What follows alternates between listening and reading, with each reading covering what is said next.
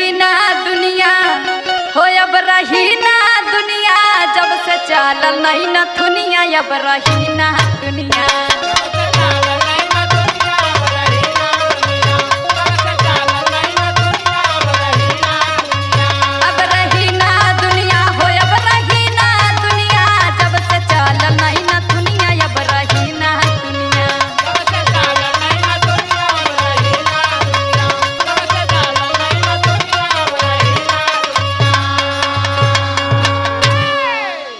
पहिना नाक नथुनिया दूसरे चढ़ी जवनिया। हाय का बताइए भैया सुना। एक तो पहिना नाक नथुनिया दूसरे चढ़ी जवनिया, अजकरे वरिया तीर छता की धारे ने नमुनिया अब रही ना दुनिया, अब रही ना दुनिया, जब से चलल नहीं नथुनिया अब रही ना दुनिया।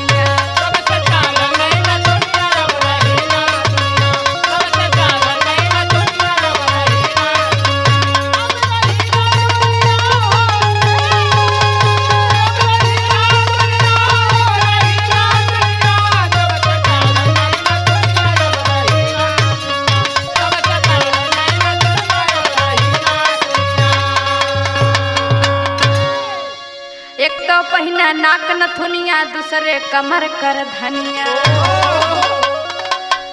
एक तो पहिना नाक नथुनिया दूसरे कमर कर धनिया, जकरे वरिया तीर छता की धारे ने नमुनिया अब रही ना दुनिया, अब रही ना दुनिया, जब से चलल नहीं ना दुनिया अब रही ना दुनिया।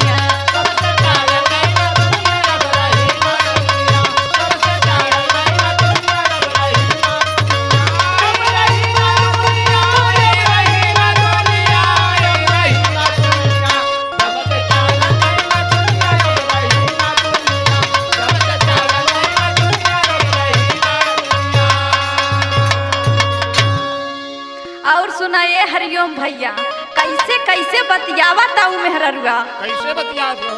सुना।